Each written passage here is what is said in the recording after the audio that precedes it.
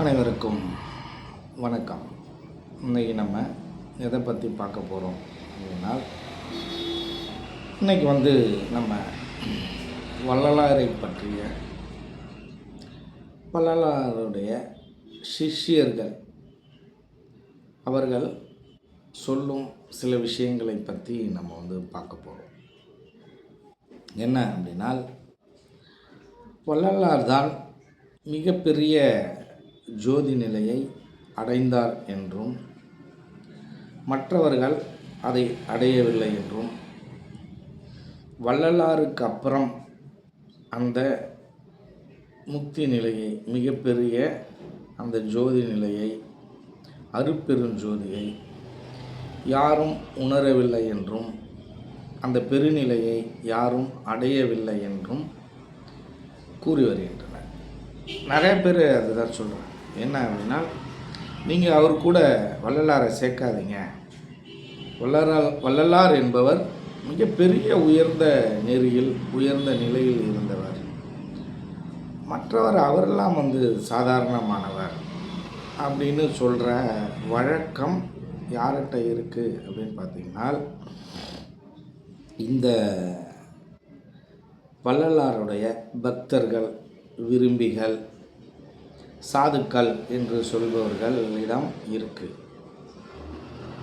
வள்ளலாருடைய பாடல்களில் மிகப்பெரிய பதிவுகள்லாம் இருக்குது.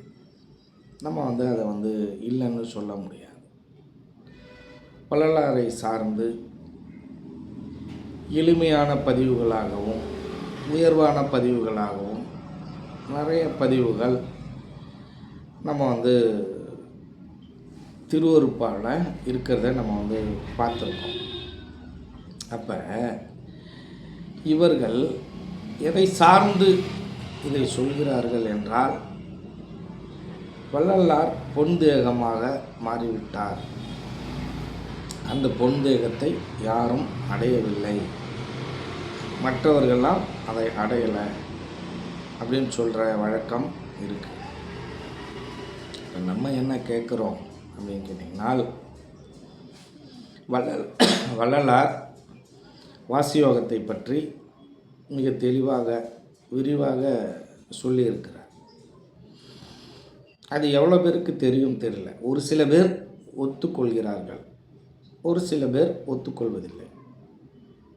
இதில் என்ன அப்படின்னு கேட்டிங்கனால், சில விவரம் தெரிந்தவர்கள் அந்த வாசியோகத்தை பற்றி, யோகத்தை பற்றி ஒத்துக்கொள்கிறார்கள். அதனுடைய நுட்பங்களும் அதனுடைய உட்பொருள்களும் பாதி தெரியுது, பாதி தெரியாமல் இருக்குது. அப்படிப்பட்ட உண்மையும் பொய்யும் கலந்த விஷயமாக அவர்களுடைய வள்ளலாருடைய பக்தர்களாகியவர்களிடம் சில பதிவுகள் பதிவு பண்ணியிருக்காங்க, பேசியிருக்காங்க. யூடியூப்பில் நிறையா அது மாதிரி பேசியிருக்காங்க. ஆனால் வள்ளலார் காலத்திற்கு பின்பு சிவானந்தம் என்று ஒருவர் தோன்றுவார். அவர் இந்த உலகை அவர் மாற்றுவார் அப்படின்ற ஒரு குறியீடு எங்கே இருக்குன்னால், 6ஆம் திருமுறையில் வள்ளலாருடைய திருவருப்பால் இருக்குது. இதை ரொம்ப பேர் ஏற்றுக்கொள்வார்களா அப்படின்னு நீங்கள் பார்த்தீர்களே, ஆனால் ஏற்றுக்கொள்ள மாட்டாங்க. இப்போ சிவானந்த பரமேஸ்வருடைய சிஷ்யர்கள் இதை ஏற்றுக்கொள்வார்களா அப்படின்னு நீங்கள் பார்த்தீங்கன்னா, அவர்கள் ஏற்றுக்கொள்வார்கள். அவர்களுக்கு அதில் எந்த விதமான ஒரு வேறுபாடும் கிடையாது. இப்போ இந்த சிவானந்த பரமேஸ்வருடைய அந்த சிஷ்யர்களாகட்டும், அவர்களுடைய விரும்பிகளாகட்டும், அந்த பாதையை பின்பற்றுபவர்களாகட்டும், இவர்கள் ஏற்றுக்கொள்ளும் அளவிற்கு வள்ளலார் இந்த குழுக்களில் சாதுக்களாக இருப்பவர்களாக இருந்தாலும் சரி, அதை பற்றி சில மேடைகளில் பேசும் பேச்சாளர்களாக இருந்தாலும் சரி, சிவானந்த பரமஹம்சரை பற்றி அதிகம் பேசுவதில்லை. பேச வேண்டிய அவசியமும் இல்லை, தேவையில்லை. ஆனால் வள்ளலாருக்கு அப்புறம் உயர்ந்த நிலையில் யாரும் இல்லை என்ற அந்த பேச்சு இருக்கு இல்லையா, அதை தான் நாம் ஏற்றுக்கொள்ள மறுக்கிறோம். ஏன் அப்படின்னு கேட்டிங்கனால், வள்ளலாருடைய நிலைப்பாடும் வள்ளலாருடைய தன்மையும் வேறு. ஏனென்றால் வள்ளலாருக்கு இந்த இறைநிலை என்ன உணர்த்தப்பட்டிருக்கோ, அவருடைய பணி என்ன அப்படின்னு அவருக்கு கொடுக்கப்பட்டிருக்கிறதோ,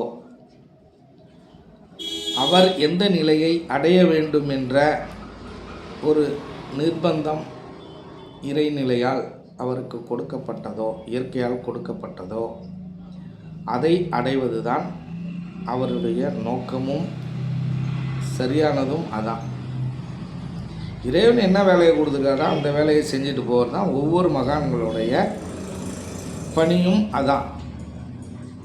ஆனால் ஒவ்வொரு சித்தர்களுக்கும் ஒவ்வொரு மகான்களுக்கும் இந்த இறைநிலை என்ன பணியை கொடுத்துருக்கோ அதை செஞ்சுருக்காங்க, செஞ்சுட்டு போயிருக்காங்க. அதை தவிர நம்ம வேறு ஏதாவது செய்யணும் அப்படின்னு நினைக்கிற ஒரு சில மகான்கள், மக்களுக்காக மக்கள் பணியை செய்யணும் அப்படின்னு இருக்கிற சில மகான்கள் இருக்காங்க. அந்த மகான்களில் தலை சிறந்தவர் யார் அப்படின்னு பார்த்தீங்கன்னா, மக்களுக்காக உழைத்தவர், அந்த மக்கள் பணியில் அதிகமாக இருந்தவர் யார் அப்படின்னு கேட்டிங்கனால், அவர்தான் சிவானந்த பரமஹம்சர். வள்ளலாருக்கு அப்புறம் மிக உயர்ந்த நிலையில் இருந்தவரும் இந்த உலகத்தால் போற்றப்பட்டவரும் சிவானந்த பரமஹம்சர் என்பதில் எனக்கு எல்லளவும் சந்தேகமல்ல. அந்த சிவானந்த பரமஹம்சருடைய சிஷ்யர்களுக்கும் அவரை பின்பற்றுபவர்களுக்கும் அதில் எந்த விதமான எல்லளவும் சந்தேகமில்லை. ஆனால் சில வள்ளலார் பக்தர்களுக்கும் மற்ற மார்க்கத்தை அனுசரித்தவர்களுக்கும் அதில் சில முரண்பாடுகள், சில கருத்து வேறுபாடுகள் இருக்குது. இது எதை சார்ந்து இருக்குது அப்படின்னால், வள்ளலார் எழுதிய நூலை புரிந்து கொண்ட அளவிற்கு சிவானந்த பரமஹம்சர் எழுதிய சித்தவேதம் நூலை யாரும் சரியாக புரிந்து கொள்ளவில்லை. சித்தவேதம் என்ற நூலை யாரும் அந்தளவுக்கு பார்க்கல. வள்ளலார் பக்தர்கள்லாம் பார்க்கல, அவரை பின்பற்றல.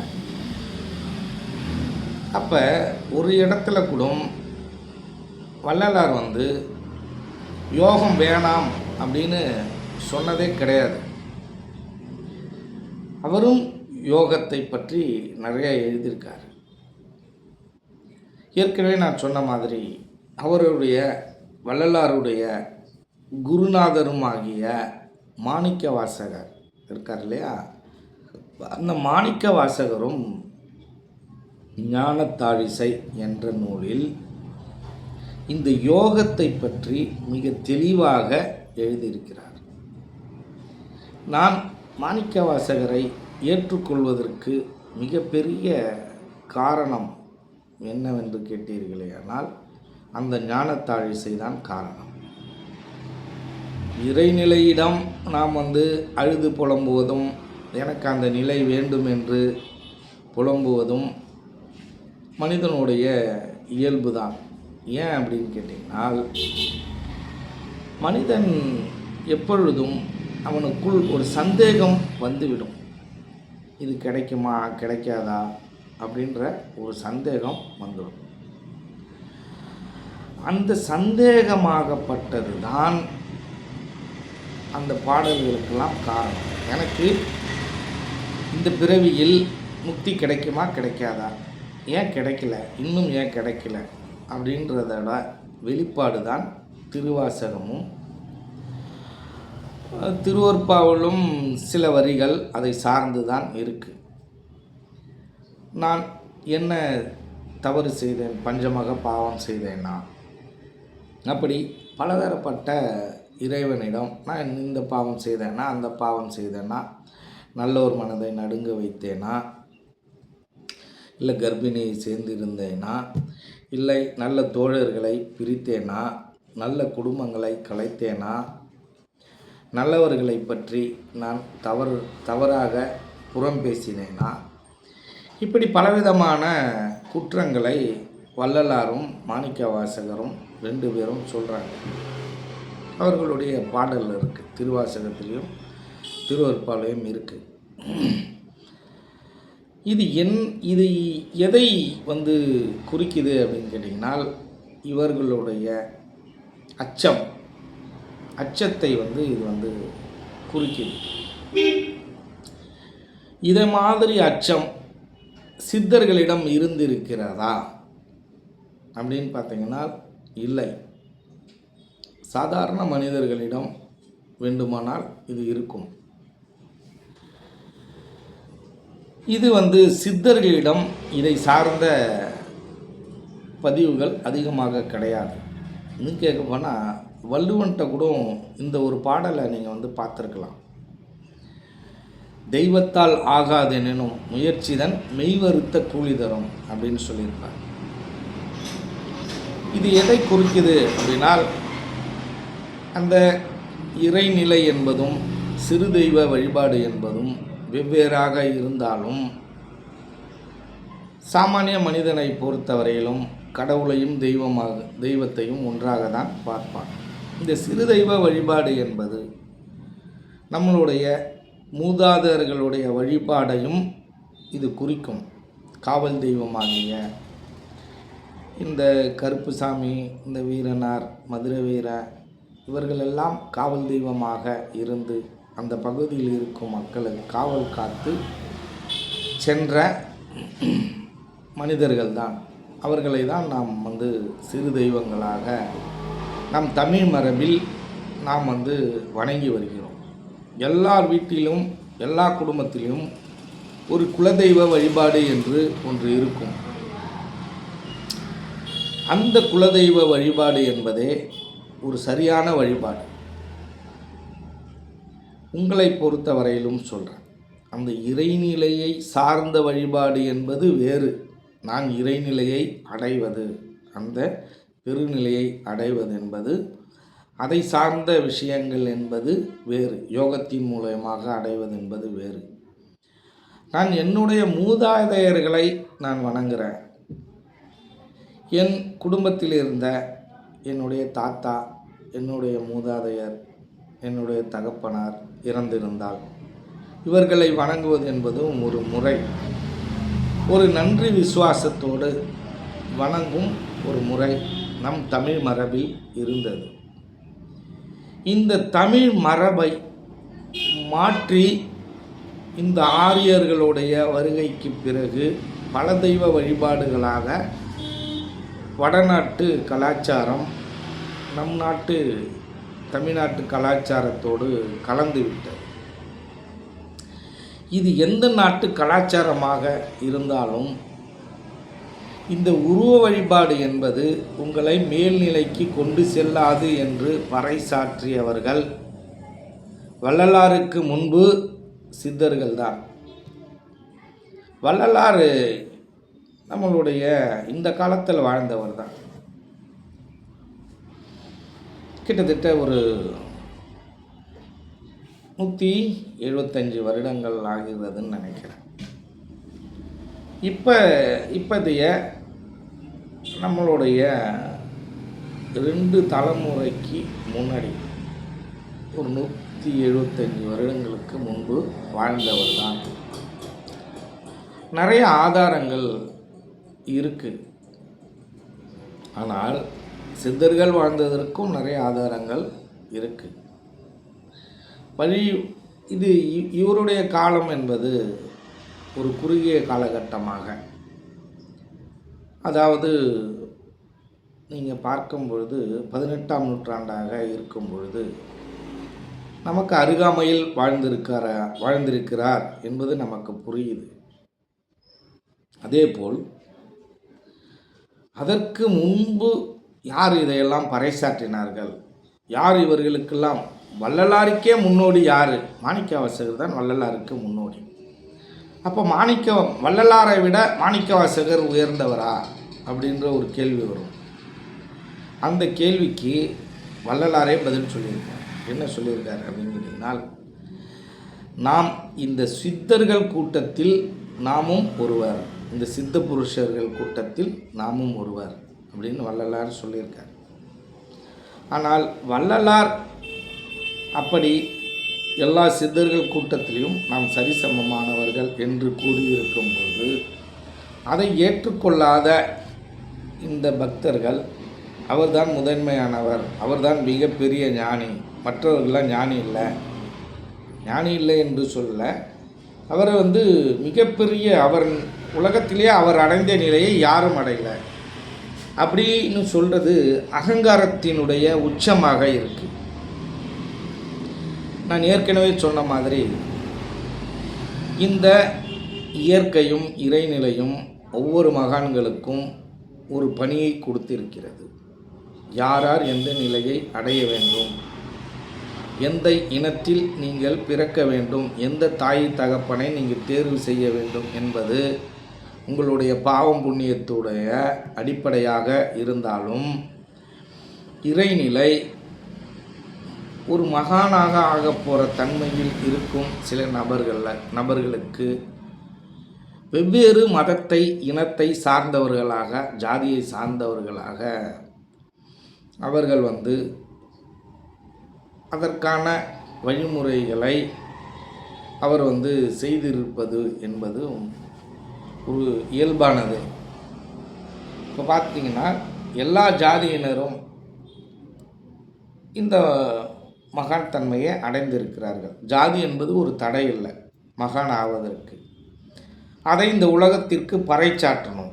அப்போ ஒவ்வொரு ஜாதியிலும் ஒரு மகானை தோற்றுவிப்பது.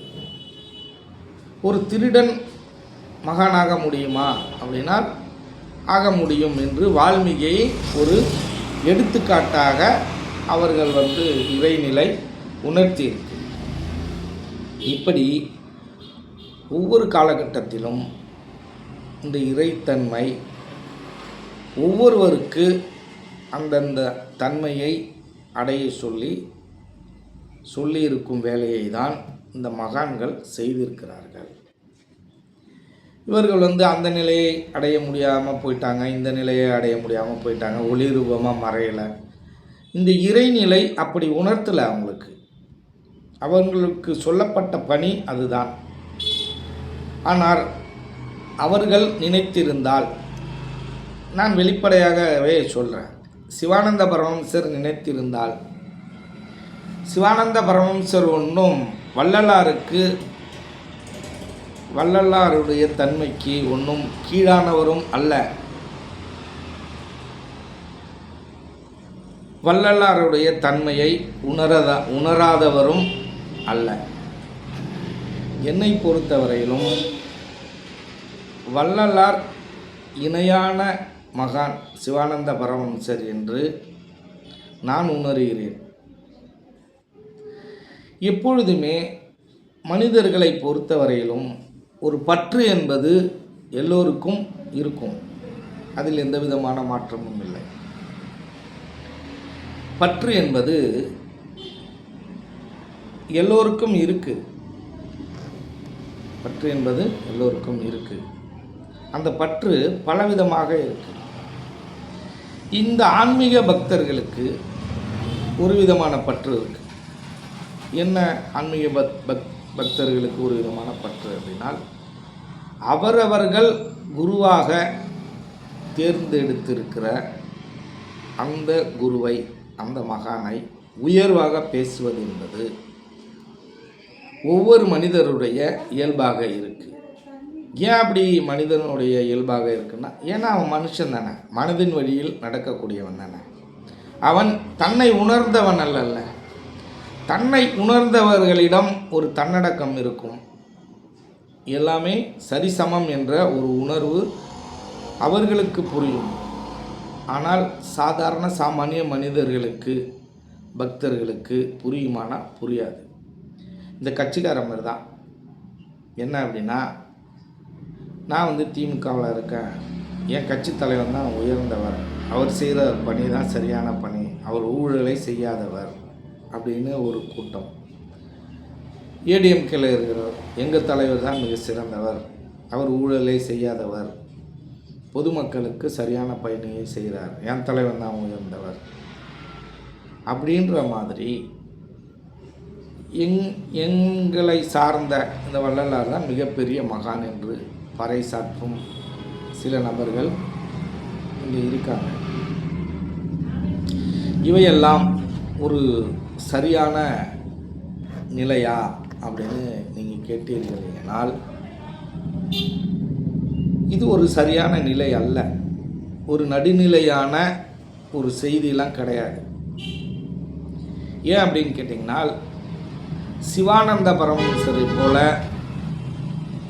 ஆரம்ப காலகட்டத்திலேயே இந்த உருவ வழிபாடை எதிர்த்தவர் சிவானந்த பரமஹம்சர். ஆனால் வள்ளலாரை பொறுத்தவரையிலும் 5ஆம் திருமுறை எழுதும் வரையிலும் கந்தகோட்டத்தில் இருக்கும் அந்த முருகனை பற்றி, சுப்பிரமணியனை பற்றி உயர்வாக பேசுவது, பாமாலைகள் பாடுவது, இந்த சிதம்பரம் நடராஜ கோயிலை பற்றி உயர்வாக பேசுவது, நடராஜரை பற்றி பேசுவது, இதை மாதிரி தகவல்லாம் இருக்குது. அப்போ அவரே என்ன சொல்கிறாரு அவரோட பதிவில், யாம் 5ஆம் திருமுறை வரையிலும் சாமானிய மனிதர்கள் மாதிரி இந்த உருவ வழிபாட்டில் உழன்று பிறந்து விட்டோம். ஆனால் யோக மார்க்கத்தை கடைபிடிப்பவர்கள் 5ஆம் திருமுறை வரையிலும் நீங்கள் பெரிதாக எடுத்துக்கொள்ளக்கூடாது. 6ஆம் திருமுறை தான் நீங்கள் எடுத்துக்கொள்ள வேண்டும்.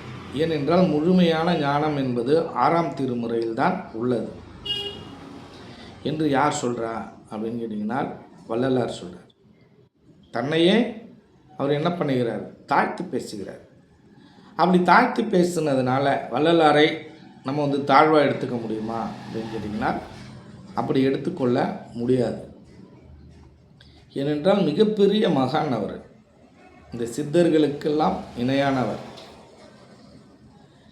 திருமூலரை விட எளிமையான ஒரு வரிகளை கொடுக்க முடியுமா அப்படின்னு கேட்டிங்கன்னா, என்னை பொறுத்தவரையிலும் திருமூலர் எந்த அளவுக்கு எளிமையாக கொடுத்திருக்கிறாரோ அதுலேயும் நிறைய சூட்சமங்கள் நிறைந்து இருக்குது.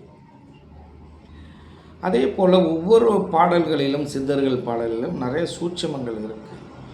வாசியோகத்தை நீங்கள் கற்றுக்கொண்டால்தான் அந்த சூட்சமங்களை எல்லாம் உங்களுக்கு தெரிவதற்கான வாய்ப்பு இருக்குது.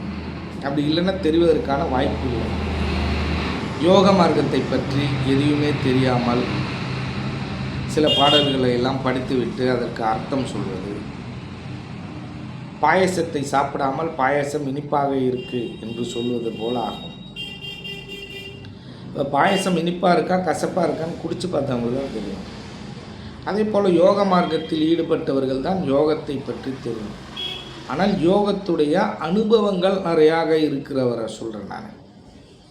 நீங்கள் சாதாரணமாக யோகத்தை ஃபஸ்ட்டில் கற்றுக்கிட்டு இந்த கற்றுக்குட்டிங்க போல் உட்காந்து பேசிக்கிட்டு 4 பேர் உட்காந்து பேசிக்கிட்டு சத்தம் போட்டுக்கிட்டு அப்படி இருக்கிற நபர்களை பற்றி நான் சொல்லலை. அனுபவம் வாய்ந்த அந்த யோக ரகசியங்களை தெரிந்த சில அனுபவஸ்தர்கள் இருக்காங்க. அவர்களுடைய பேச்சும் வார்த்தையும் அது சீர்பட இருக்கும், சரியானதாக இருக்கும். அப்படி இந்த வள்ளலாரை பற்றி உயர்வாக பேசும் இந்த நபர்கள் சரியாக மற்றவர்களை புரிந்து கொள்ளவில்லை என்பதுதான் உண்மை. அவர்கள் சாதாரண மனிதர்களே, தன்னை உணர்ந்த ஞானிகள் அல்ல. அதில் சில நபர்கள் இப்படி சொல்வதுண்டு. என்ன அப்படின்னா, நான் வள்ளலாரை இங்கு பார்த்தேன், அங்கே பார்த்தேன், இங்கே ஜோதியாக தோன்றினார், அங்கே ஜோதியாக தோன்றினார், அப்படியெல்லாம் சொல்கிற வழக்கம் இருக்குது. அப்படியெல்லாம் சொல்லும் நபர்கள் தன்னைத்தான் உணர்ந்த ஞானிகள் அல்ல. கனவு என்பது வேறு. அந்த கனவே கொஞ்சம் வித்தியாசப்பட்டு வருவது தான் நான் பார்த்தேன் என்று சொல்வது. ஏனென்றால் நமக்கு இப்போ இருக்கக்கூடிய 2 கண் ஊனக்கண். நம் புருவ மத்தியத்திற்கு மேல் இருக்கக்கூடிய அந்த பகுதி தான் ஞானக்கண். நெற்றிக்கண் என்று சொல்லக்கூடிய அந்த பகுதி தான் ஞானக்கண். அந்த நெற்றிக்கண் திறந்ததுக்கு அப்புறம் நீங்கள் அதை கூறினீர்களேயானால் அதற்கான வாய்ப்பு இருக்குது, அதற்கான சந்தர்ப்பம் இருக்குது. அப்படி நெற்றிக்கண் திறந்ததற்கு பிறகு நீங்கள் அந்த முக்தி நிலையை அடைந்ததற்கு பின்பு நான் வள்ளலாரை பார்த்தேன், திருமூலரை பார்த்தேன், சிவானந்த பரமஹம்சரை பார்த்தேன் அப்படிலாம் சொல்ல மாட்டீர்கள். ஏனென்றால் இது எல்லாம் ஒரு மாயபின்பம். இந்த மாயபின்பம் என்பது எதை அனுசரித்து இருக்குது அப்படின்னு கேட்டிங்கனால், உங்களுடைய பக்தியையும் ஆர்வமும் பற்றையும் அது காட்டுது. அது ஒரு கனவு போல தான். கனவில் எப்பொழுது அந்த கனவு உண்மையாக நடப்பது போல் நாம் கனவு காணும்போது தோன்றும். அப்புறம் முழிச்சதுக்கு அப்புறம் தான் தெரியும் அது கனவுன்னு. அதே போல் இந்த மனதிற்கும் ஒரு கனவு இருக்கிறது, ஒரு வெளிப்பாடு இருக்கிறது. அந்த மனதினுடைய வெளிப்பாடை தான் இவர்கள் நான் வள்ளலாரை பார்த்தேன், சிவானந்த பரமஹம்சரை பார்த்தேன், இங்கு பார்த்தேன், அங்கு பார்த்தேன், ஒளி ரூபமாக இருந்தார், அவர் இப்படி இருந்தார், அப்படி இருந்தார் என்று கட்டுக்கதைகளை சொல்லும் வழக்கம் இருக்குது. அது கட்டுக்கதைகள் என்பதை விட அவர்களுடைய மனதின் வெளிப்பாடு, அவர்களுடைய அன்பின் வெளிப்பாடு, அவர்களுடைய பற்றின் வெளிப்பாடுன்னு சொல்லலாம். அன்பின் வெளிப்பாடு என்பதை விட பற்றின் வெளிப்பாடு என்றே சொல்லலாம். இப்படி உள்ளதை உள்ளபடி பார்க்காமல் பலவிதமான அவர்களை மேம்படுத்த வேண்டும் என்ற நிலையில் சொல்லும் விஷயங்கள் எல்லாம் நிறைய இருக்குது. எந்த அறிவியலாளரும் இதை ஒத்துக்கொள்ள மாட்டார். மறைந்தவர்களை திரும்பி பார்ப்பது என்பது முடியும். அவர் சூட்சம தேகமாக இருக்கிறார். அதே சூட்சம தேகமாக நீங்கள் மாறும் பொழுது, அந்த நிலையை நீங்கள் அடையும் பொழுது, உணரும் பொழுது, அந்த இறை தரிசனத்தை உங்களுள் காணும் பொழுது நீங்கள் பார்ப்பதற்கான வாய்ப்பு இருக்கிறது. அதுக்கு முன்பு நாமும் நிறைய விஷயங்களை இதை போல் கண்டு இருக்கிறோம். அப்படி கண்டதெல்லாம் சரியானது என்று சொல்ல முடியாது. அது எல்லாம் ஒரு கோடு வேலை, ஒரு என்னுடைய ஆர்வம், என்னுடைய பற்று, கற்பனை, என்னுடைய வெளிப்பாடு. அதனால் இவர்கள் இப்படி தான் அப்படின்னு நம்ம சொல்ல முடியாது. ஏனென்றால் அவர்களையே நாம் நினைத்து கொண்டு இருப்போம் அந்த உருவத்தில். அப்படி நினைத்து கொண்டு இருக்கும் பொழுது ஒரு நாள் அது நினைவிலும் கனவிலும் தோன்றும். இந்த கண்ணாடி தவம் என்று சொல்வார்கள். இந்த கண்ணாடி தவம் என்பதே இதை அனுசரித்தது தான். நம்மளை கண்ணாடியில் பார்த்து அப்படி தவம் பண்ணுறது.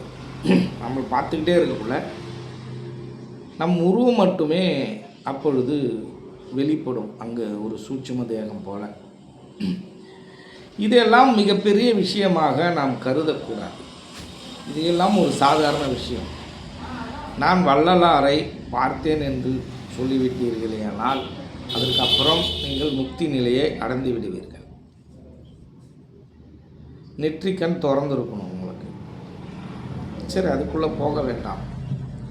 சரி, அப்படி பார்த்தது என்றாலும் சரி, நீங்கள் பார்த்துங்க, அது உங்களுடைய பற்றோட வெளிப்பாடு, அதில் ஒன்றும் தவறில்லை. சரி, இப்படியெல்லாம் வெளிப்படுத்தும் நிறைய மிகைப்படுத்திக் கொள்ளும் நபர்கள் இருக்கிறார்கள். அவர்கள் சொல்வது தான் இது. வள்ளலார் போல மிகப்பெரிய மகான் இங்கே இல்லை அப்படின்னு சொல்கிறது. அப்போ வள்ளலாரே மாணிக்கவாசகரை குருநாதராக தேர்வு செய்திருக்கிறார். என்னை பொறுத்தவரையிலும் மிகப்பெரிய சாதனைகளை சிவானந்த பரமஹம்சரும் செய்திருக்கிறார். என்ன மிகப்பெரிய சாதனை அப்படின்னு கேட்டீங்கன்னால், வள்ளலார் செய்ய முடியாத சாதனைகளை சிவானந்த பரமஹம்சர் செய்திருக்கிறார். ஆனால் நீங்கள் இந்த தவறான சிவானந்த பரமேஸ்வரருடைய சிஷ்யர்களுடைய பேச்சை கேட்டுக்கொண்டு சில பேர் பலவிதமான இங்கே பற்றாளர்கள் இருக்கிறார்கள். அறகுறையாக தெரிந்தவர்கள், முழுமையாக தெரிந்தவர்கள், நடுநிலையாக தெரிந்தவர்கள், இப்படி பலவாறாக இந்த சிவானந்த பரமேஸ்வரருடைய சிஷ்யர்கள் இருக்காங்க. இவர்கள் சரியானவர்களும் இருக்கிறார்கள், தவறானவர்களும் இருக்கிறார்கள், நடுநிலையானவர்களும் இருக்கிறார்கள். இவர்களுடைய கூற்றை நீங்கள் எடுத்துக்கொள்ள வேண்டுமென்றால் உங்களுக்கு மிகப்பெரிய அனுபவம் தேவை. அவர்கள் சொல்வதையெல்லாம் பகுத்து பார்க்கணும். நம்ம நிறைய விஷயங்கள் இருக்குது. அப்போ நம்ம வள்ளலாரையும் அப்படி தான் பார்க்குறோம், பகுத்து பார்க்குறோம். சிவானந்த பரமஹம்சரையும் பகுத்து பார்க்குறோம். இப்போ வள்ளலார் புலம்பி வீட்டுக்கு போன அந்த புலம்பல் இருக்கு இல்லையா, அது சிவானந்த பரமஹம்சரிடம் குறைவாக இருந்தது. அவர் ஏன் என்னை ஆட்கொள்ளவில்லை, இறைநிலை ஆட்கொள்ளவில்லை அப்படிலாம் புலம்புன மாதிரி தெரியல. அவர் நமக்கு அந்த பிராப்தம் இல்லை, உழைப்பு குறைவாக இருக்கிறது அப்படி என்று அவர் உழைத்த நிலையில் அது அவருக்கு கிடைத்திருக்கிறது.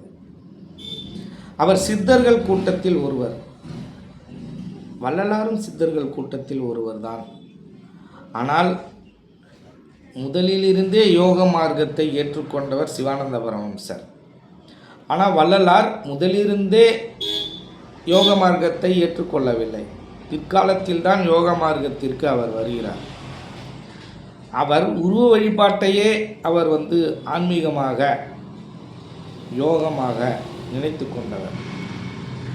அதனாலெல்லாம் போய் சிதம்பரம் நடராஜர் கோயிலெலாம் போய் தீட்சிதர்கள்ட்டெல்லாம் முரண்பாடான சில விஷயங்கள்லாம் நடந்தது. இன்றளவிலும்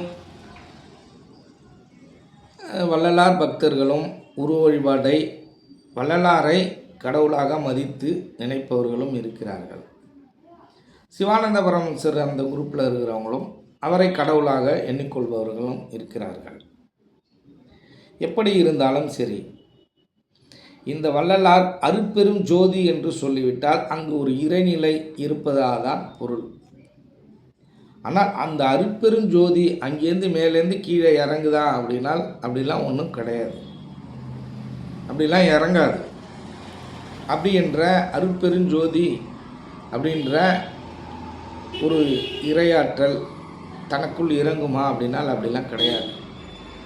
இந்த உலகம் முழுக்க அந்த அருட்பெரும் ஜோதி என்ற பேராற்றல், அந்த ஒளித்தன்மை பரவி கிடக்கு.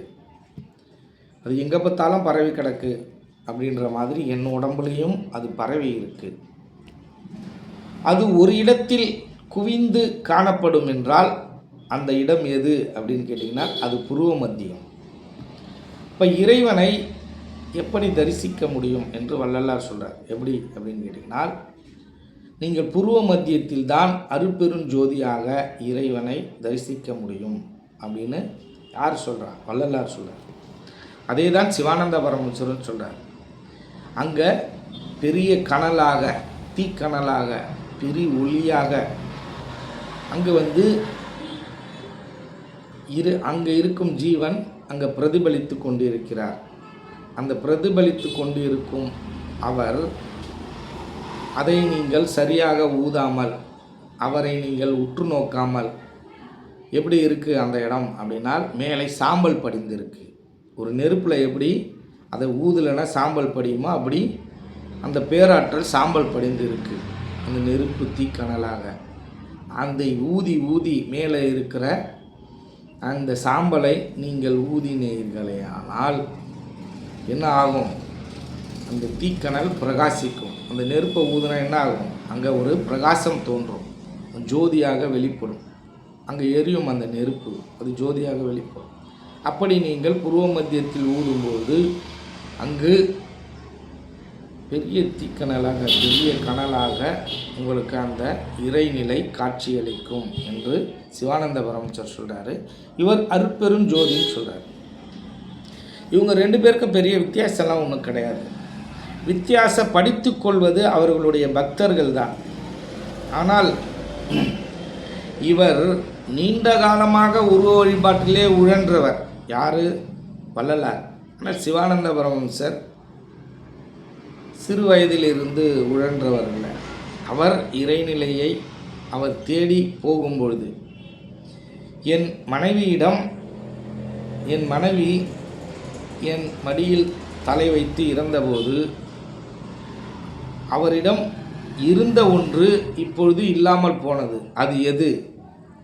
அவர் என் மடியில் தலை வைத்திருக்கும்போது உயிரோடு இருந்தார். சற்று நேரத்தில் அவர் மரணமடைந்தார் என்று சொல்கிறார்கள்.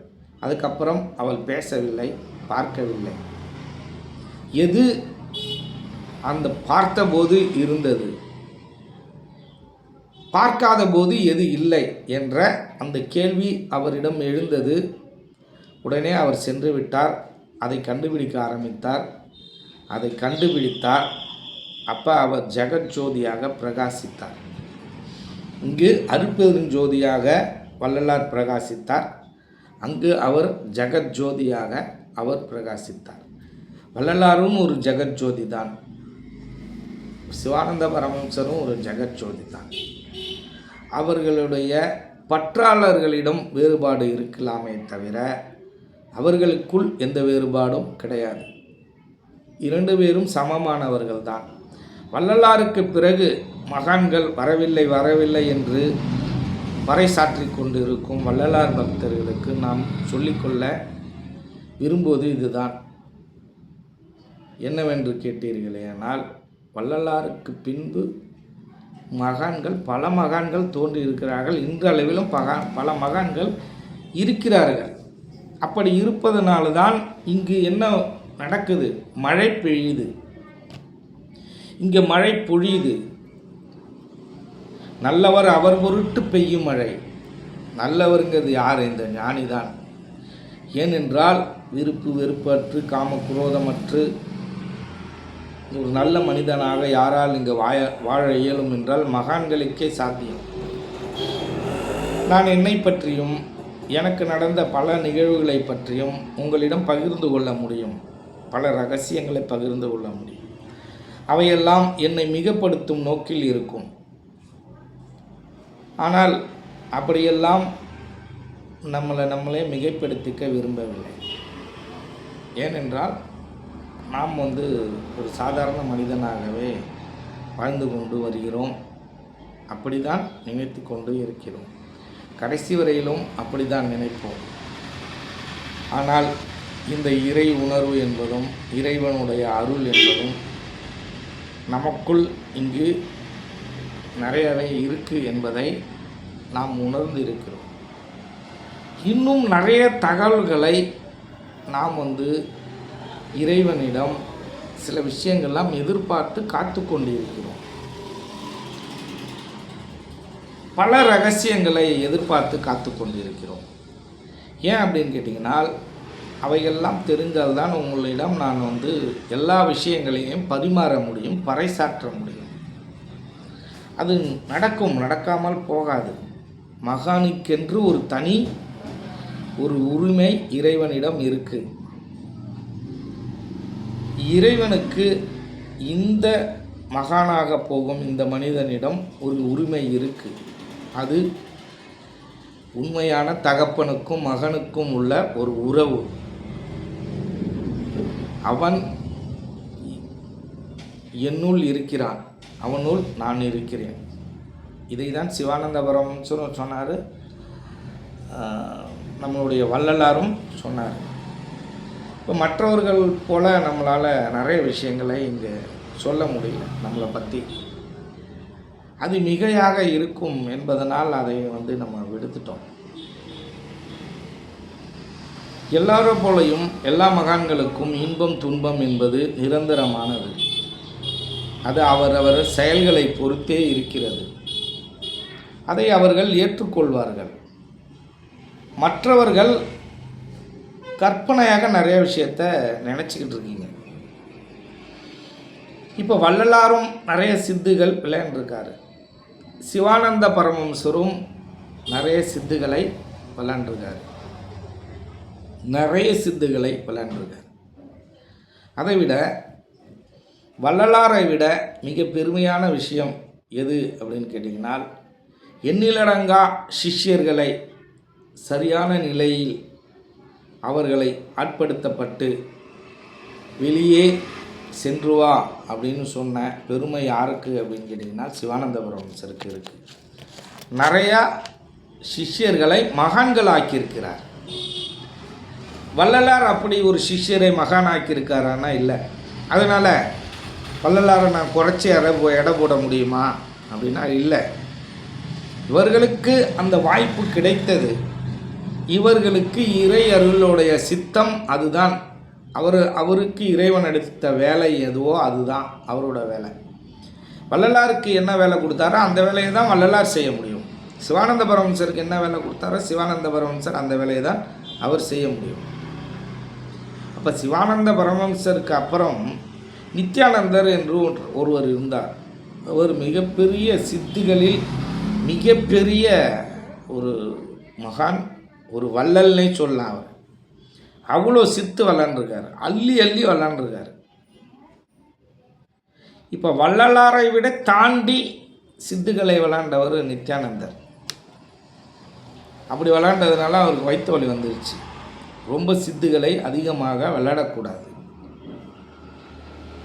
சித்துகள் என்பது ஒவ்வொரு மனிதனுடைய ஒழுக்கத்திலும் தயவிலும் கருணையிலும் யோகத்தினுடைய அந்த தீவிர பயிற்சியினாலையும் தனக்கென்றே தனித்துவமாக கிடைக்கக்கூடிய ஒன்று. அதுக்கு ரெண்டும் இருக்கணும். என்ன இருக்கணும்? தீவிரமான பயிற்சி இருக்கணும், ஒழுக்கம் இருக்கணும், தயவு இருக்கணும், கருணை இருக்கணும், விருப்பு வெறுப்பு இருக்கக்கூடாது. எல்லாமே இருக்கணும், எல்லா தகுதியும் இருக்கணும். அப்படி இருந்தால்தான் அது சித்திக்கும். அப்படி வள்ளலாரை விட சித்தை அதிகமாக பயன்படுத்தியவர் நித்யானந்தர். அதனால் அவரை உயர்வாக நம்ம சொல்லிட முடியுமா? அப்படி சொல்ல முடியாது. அப்போ நீங்கள் தெளிவாக என்ன தெரிஞ்சுக்கணும் அப்படின்னால், ஒவ்வொருவருக்கும் ஒரு தனித்தன்மை இருக்குது. வள்ளலாருக்கென்று ஒரு தனித்தன்மை. அவர் ஒளிரூபமாக மறையணும் அப்படிங்கிறது இறைவனிட்ட கட்டளை. சிவானந்த பரமஹம்சரை நீங்கள் உடம்பில்தான் ஜீவ ஐக்கியம் ஆகணும், அதுதான் நீங்கள் சொல்லப்பட்ட கருத்து, அப்படியே நீங்கள் ஆக வேண்டும் என்பது தான் இறைவன் அவருக்கு கொடுக்கப்பட்ட ஒரு நிர்பந்தம், வேலை. அவருடைய பணியை அவர் கரெக்டாக செஞ்சுருக்காரு. வள்ளலார் பணியை அவர் கரெக்டாக செஞ்சுருக்காரு. இடையில் இருக்கும் இந்த ஒன்றும் தெரியாத இந்த சிஷ்யர்கள் கூட்டம், இந்த பக்தர்கள் கூட்டம் தான் இதை வேறு மாதிரியாக பேசிக்கொண்டு இருக்கிறது. நாயினும் கடையன் என்று தன்னை தாழ்வுபடுத்தி கொண்டவர் வள்ளலார். நான் இறைவனிடம் இரண்டர கலந்து விட்டேன், என்னை போல் செல்லப்பிள்ளை இல்லை இறைவனுக்கு அப்படின்னு சொல்லியிருக்கார். இதிலிருந்து நாம் என்ன எடுத்துக்கணும் அப்படின்னு கேட்டிங்கன்னா, நடுநிலையாக தான் எடுத்துக்கணும். அவர் கேவலமான்னு சொல்லிட்டாரு அப்படின்னு அவர் கேவலமாக பார்க்கக்கூடாது. அவர் உயர்வாக பேசியிருக்காருன்னு எல்லாரை விட அவர் உயர்வானவன்னு நினச்சிக்கக்கூடாது. இன்றளவிலும் அவர் வாழ்ந்த மருதூரில் நீங்கள் போய் கேட்டிங்கன்னா, அந்த பரதேசியை தேட்டு இவனுங்கெல்லாம் வந்துட்டானுங்க. இங்கே அவன் ஒரு உதவாக்கிற பரதேசி, இவனுங்க ஒரு பரதேசி தேட்டு வந்துட்டானுங்கன்னு சொல்கிற கூட்டம்லாம் இருக்குது, இன்றளவிலும் இருக்குது. சிவானந்த பரமஹம்சர் வாழ்ந்த கேரளாவிலும் அதே மாதிரி சொல்கிற கூட்டம் இருக்குது. அவர் வாழ்ந்தபோதே அவரை பற்றி பின்னாடி சொன்ன அதை மாதிரி கூட்டம்லாம் இருக்குது. முரண்பட்ட கருத்துக்களை கொண்டவர்கள் எப்பொழுதுமே இருந்து கொண்டு தான் இருப்பார்கள். ஆனால் அவர்களுடைய சிஷ்யர்களே அதை மாதிரி சொல்வது என்பது தவறு. இன்றளவிலும் சித்த வித்தியார்த்திகள் உருவ வழிபாட்டில் ஈடுபட்டு கொண்டிருப்பவர்கள் நிறைய பேர் இருக்காங்க. அதுக்காக சிவானந்த பரமஹம்சருடைய தன்மை அப்படி தான் அப்படின்னு நம்ம புரிஞ்சிக்க முடியாது. அவர் சரியாக தான் வெளிப்படுத்தி இருக்கிறார், அதை அவர்கள் சரியாக ஏற்றுக்கொள்ளவில்லை. வாயளவில் கதைகளாக சொல்வதற்கு ஏற்றுக்கொள்ளும் அளவிற்கு மனதளவிலும் பயிற்சி அளவிலும் அவர்கள் ஏற்றுக்கொள்ளவில்லை, முழுமையாக ஏற்றுக்கொள்ளவில்லை. அப்போ சிவானந்த பரமஹம்சர் ஒன்று சொல்லியிருக்காரு, அவர் சொன்னதுக்கு புறம்பாக நான் நடந்துக்கிறேன் அப்படின்னால் அங்கே என்ன தெரியுது அப்படின்னா, எனக்கு சந்தேகம் இருக்குன்றது தான் தெரியுது. ஆனால் அப்படிப்பட்ட சந்தேகம் என்பது உண்மையான இந்த சிஷ்யர்களுக்கு, அனுபவஸ்தர்களுக்கு இருக்காது. வள்ளலார் சொன்ன மாதிரி எப்படியாவது எந்த சூட்சமம் செய்தாவது நாம் அந்த பெரும் நிலையை அடைந்து விட வேண்டும். என்னை பொறுத்தவரையிலும் மீண்டும் நான் சொல்கிறேன், வள்ளலாரையும் எல்லா சித்தர்களையும் சிவானந்த பரமஹம்சரையும் நான் ஒரே நேர்கோட்டில் தான் பார்க்கிறேன். அதுதான் உத்தமம். அதை விடுத்துவிட்டு இவர்தான் உயர்ந்தவர், அதுக்கப்புறம் எந்த மகானும் தோன்றவில்லை.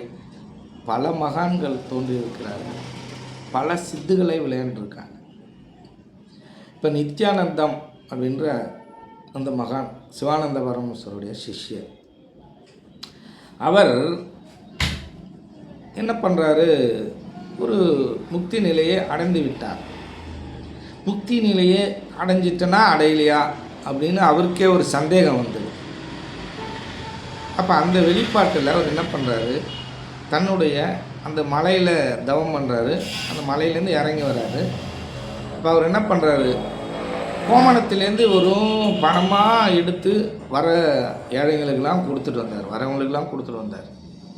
அப்படி சித்துக்களை வாரி இறைத்தவர் அவர். அவரை சிவானந்த பரமஹம்சர் அவரவருக்கென்று ஒரு புகழ் வேண்டும், அவரவர்களுடைய வேலைகளை அவரவர்கள் அந்த இடத்தில் இருந்து செய்யணும் அப்படின்றதுக்காக சிவானந்த பரமஹம்சர் என்ன பண்ணார், அவர் கூடயே இருக்கக்கூடாது, உன்னுடைய தன்மை உனக்கு கிடைச்சிருச்சு, நீ வெளில போய் மக்களுக்கான தொண்டை செய்யன்னு அனுப்பிச்சி விட்டார். அவர் பாம்பேக்கு போயிட்டார். பாம்பேக்கு போய் பலவிதமான கோடீஸ்வரர்களை, ஏழைகளை எல்லாம் பல கோடிக்கு அதிபதியாக்கிய ஒரு மகான் யாருன்னா இந்த நித்யானந்தர். இந்த ரேஸ் கோர்ஸில் இருக்கிறவங்களுக்கெல்லாம் இந்த குதிரை தான் ஜெயிக்கும் அப்படின்னு எழுதி சொல்கிறது, லாட்ரி டிக்கெட்டெல்லாம் இந்த நம்பருக்கு தான் விழுன்னு சொல்லி சாதாரணமாக எல்லாரையும் மிகப்பெரிய கோடீஸ்வரனாக மாற்றியவர். இன்னும் நிறைய அவரை பற்றிய சித்துகள், விளையாட்டுகள் நிறைய இருக்குது. அதே போல் சிவானந்த பரமஹம்சரும் அவர்களுடைய சித்து விளையாட்டும் நிறைய இருக்குது. ஆனால் வள்ளலார் உழைத்தது கிடையாது, அதிகமாக உழைத்தது கிடையாது. வள்ளலார் மற்றவர்களுடைய இடத்தில் தங்கி மற்றவர்கள் கொடுக்கும் உணவை உட்கொள்ளும் வழக்கம் யாருக்கு இருக்குது அப்படின்னா வள்ளலாருக்கு இருக்குது. இறைவன் விதிக்கப்பட்டது அவருக்கு அதான். சிவானந்த பரமஹம்சர் அப்படி கிடையாது. அவர் எப்படி அப்படின்னு கேட்டிங்கனால், அவருடைய வாழ்க்கை முறை எப்படின்னு கேட்டிங்கனால், அவர் யோக மார்க்கத்தில் ஈடுபட்டாலும் மகானானாலும் தான் உழைத்து சாப்பிட வேண்டும் அப்படின்ற ஒரு நிர்பந்தத்தில் அவர் ஒரு வைத்தியசாலையை உருவாக்கி அங்கே மருந்தை தயாரித்து அந்த மருந்துகளை விற்பனை செய்து அவர் ஒரு நிலத்தை வாங்கி அந்த இடத்தில் விவசாயம் செய்து அங்கே இருக்கிற கல்லை எல்லாம் எடுத்து உழைத்து மண்வெட்டி எடுத்து வெட்டி கடப்பாறை எடுத்து அதெல்லாம் தகர்த்தி அதிகமாக உழைத்த நபர்களில் மகான்களில் மிக முக்கியமானவர் சிவானந்த பரமஹம்சர். 5 ஆசிரமம் உருவாக்கியிருக்கார். அந்த 5 ஆசிரமத்திலையும் அவர்களுடைய பணி அதிகமாக இருந்திருக்கு. அவர்களுடைய நோக்கம் என்ன அப்படின்னு கேட்டிங்கன்னா, இறைவன் அவருக்கு அளித்த ஒரு தனித்தன்மை எது அப்படின்னா, யாராக இருந்தாலும் அதற்கான உழைப்பை உழைத்து தான் சாப்பிட வேண்டும் என்ற ஒரு நிலையில் வாழ்ந்தவர். வள்ளலார் அப்படி இல்லை, மற்றவர்களை அனுசரித்தே வாழ்ந்தவர். அதற்காக சிவானந்த பரமஹம்சரை உயர்வாகவும் வள்ளலாரை தாழ்வாகவும் பேசிட முடியுமா? அது மகான்களுக்கே உரியது. என்ன அப்படின்னா, உணவு என்பது யார்கிட்ட வேண்டுமானாலும் வாங்கி அவங்க உண்ணலாம். ஏனென்றால் அவர்கள் இறைவனுடைய பிள்ளைகள். அவர்களுக்கு உணவளிப்பது நம்மளுடைய கடமை. ஒவ்வொரு தனி மனிதனுக்கும் உணவளிப்பது இறைவனுடைய கடமை. ஒரு நாள் இல்லைனா மறுநாள் உணவு அளிச்சே ஆகணும். அதுதான் நியதி, இயற்கை நியதி. இப்படி ஒவ்வொருவருக்கும் ஒரு தனித்தன்மை இருக்குது. நிறைய சிஷ்யர்களை மகான் ஆக்கியிருக்காரு. இவர் அதை மாதிரி செய்யலை. ஆனால் இவர் ஒளி ரூபமாக மறைந்தவர் அப்படி இப்படின்னு சொல்கிற அந்த அவர் தான் உண்மைதான். ஒளி ரூபமாக மறைந்தார் என்பது உண்மைதான். அது அவருடைய கொள்கை, அவருக்கு விதிக்கப்பட்டது. அது சிவானந்த பரமஹம்சர் என்ன கொள்கையை பறையை சாற்றினாரோ அதை தான் அவர் செய்யணும். அதுதான் இறைவன் அவருக்கு சொன்னது. இப்படி நிறைய விஷயங்கள் இருக்கு. ஆனால் இதை பற்றி ஒன்றும் தெரியாமல், யோகத்தை பற்றி ஒன்றும் தெரியாமல், இவர்கள் எல்லாம் வள்ளலாருக்கு அப்புறம் மிகப்பெரிய மகான்கள்லாம் தோன்றவில்லை, வரவில்லை அப்படின்னு சொல்வதெல்லாம் ஒரு சரியானதாக இருக்காது, இருக்கவும் கூடாது, அப்படிலாம் பேசவும் கூடாது. இப்போ இந்த சிவானந்த பரமஹம்சர் இந்த வாசியோகத்தை இந்த உலகத்திற்கு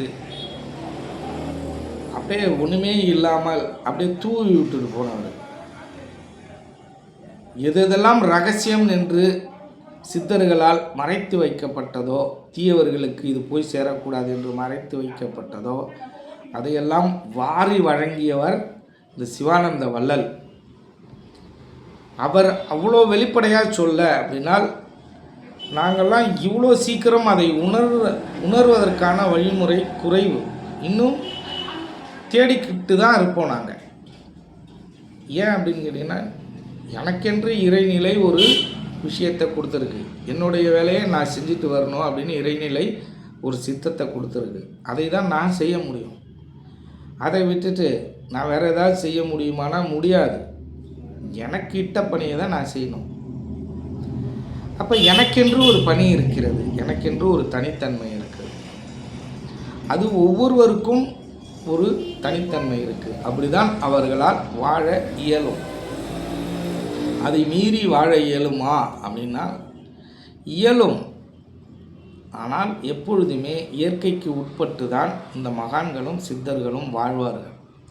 ஏன் சிவானந்த பரமஹம்சரால் ஒளி ரூபமாக மறைய முடியாதா என்ன? தன்னுடைய உடலை மறைத்து காட்டும் ஒரு நபர், தன்னுடைய உடலை பெரிதாக்கி காட்டும் ஒரு நபர், தன்னுடைய உடலை சிறிதாக்கி காட்டும் ஒரு நபர், இப்படி பலவிதமான சித்துகளை விளையாண்ட ஒரு நபரால் தன்னுடைய உடலை மறைத்து காமிக்க முடியாதா என்ன? முடியும். அந்த நிலையை எல்லாராலையும் அடைய முடியுமா? முடியாது. அதனால் இந்த நிலையை, இந்த சமாதி நிலை என்பது எல்லாராலையும் அடைய முடியும். அது சாமானியனுக்கும் சாத்தியம் என்று அவர் வாழ்ந்து அதை நிரூபித்து காட்டியவர். இது உண்மைதான் அப்படின்னு மற்றவங்களுக்கு காட்டணும் இல்லையா? அப்படின்னா சமாதி நிலையை தான் அடையணும். அடைஞ்சு அவர் காமிச்சிருக்காரு. ஆனால் ஒளி ரூபமாக மாறக்கூடாது என்று ஏதாவது இருக்கா அப்படின்னால் இல்லை. அவர் நினச்சிருந்தா ஒளி ரூபமாக அவரால் மறைஞ்சிருக்க முடியும். ஆனால் அவர் எடுத்துக்கிட்ட கொள்கை அதை மாதிரி. அதனால் இந்த உலகோருக்கு அவர் பறைசாற்றினார், அப்படி சமாதி நிலையை அடைந்து. அப்போ இந்த சித்த வித்தியார்த்திகளுக்கெல்லாம் ஒன்று புரிஞ்சுது. என்னென்னா, சமாதி நிலை என்பது இப்படி தான் அடையணும், இப்படி தான் அடைய முடியும் அப்படின்னு புரிஞ்சுது. அவரும் ஒளி ரூபமாக மாறியிருந்தால் நிறைய பேர் இது மாதிரி ஒளி ரூபமாக நம்மளால் ஆக முடியாது அப்படின்னு அதை ரொம்ப பிரமிப்பாக பார்த்துருப்பான். இப்போ அப்படி தான் இந்த வள்ளலாருடைய சிஷ்யர்களும் சொல்வதும் அப்படி தான் இருக்குது. அவர்களுடைய செய்கையும் அப்படி தான் இருக்குது. அவன் என்ன சொல்கிறாங்க, வள்ளலார் பேர ஒளி ரூபமாக மறைய முடியாது அப்படின்னா அவர் மறைஞ்சிட்டார். ஆனால் எல்லாராலையும் அப்படி மறைய முடியுமா? மறைய முடியாது. அவர் என்ன சொன்னாரோ அது சித்தமாகவே நடந்திருக்கு. சிவானந்த பரமஹம்சர் என்ன சொன்னாரோ அவரோட சித்தமாகப்பட்டது அங்கே நடந்திருக்கு. இதில் மிகையாக குறைவாக சொல்வதற்கு இங்கு ஒன்றும் இல்லை. இதற்கு மேல் இந்த பக்தர்கள், இந்த வள்ளலாருடைய பக்தர்கள்லாம் அவர் வள்ளலாருக்கு பின்னாடி மகான்கள்லாம் உருவாகலை அப்படிலாம் சொல்வதை நீ நிறுத்திக்கணும். அப்படி நிறுத்திக்கலைனால் நீ குழந்த மாதிரி பாமரர்கள், சாதாரண பாமரர்களை விட மோசமானவர்கள், அனுபவம் குறைவானவர்கள், மிக மிக ஒரு சாதாரண மனிதர்களாகவே நம்ம இருக்கக்கூடாது. ஒரு ஆன்மீக ஒரு பணியில் ஈடுபடுபவர்கள் அவர்களுடைய மனமும் அவர்களுடைய எண்ணமும் விசாலமாக இருக்கணும். குறுகிய வட்டத்துக்குள்ளாரையே நீங்கள் நுழைஞ்சிக்கக்கூடாது. பகுத்தறிவு இருக்கணும், நல்ல சிந்தனை இருக்கணும், அறிவை தூண்டி பார்க்கணும். அறிவியலை சார்ந்து வள்ளலார் அப்படி தான் பார்த்தார். அறிவியலை சார்ந்து தான் பார்த்தார். அவர் தான் செய்த தவறை தானே ஒப்புக்கொண்டார். நீங்கள் தெளிவாக தெரிந்து கொள்ளணும்.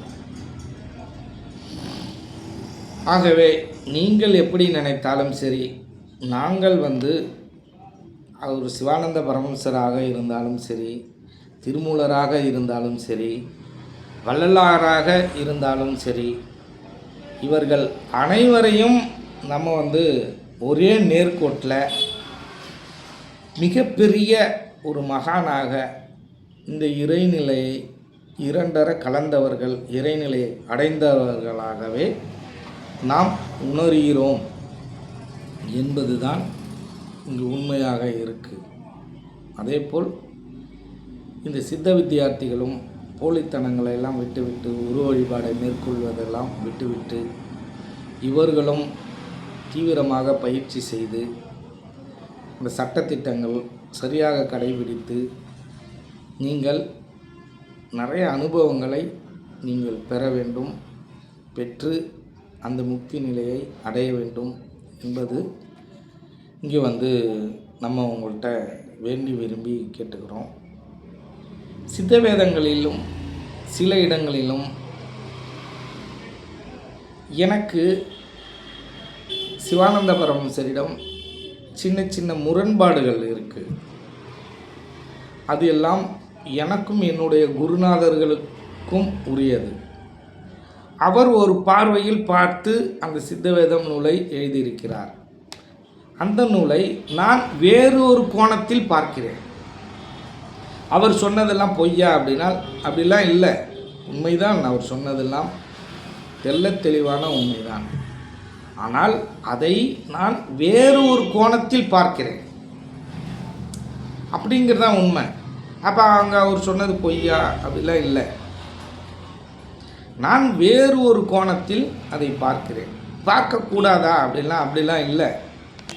இங்கே எல்லாருக்கும் எல்லா சுதந்திரமும் இருக்குது. கர்மா இது எல்லாருக்குமே தெரியும்.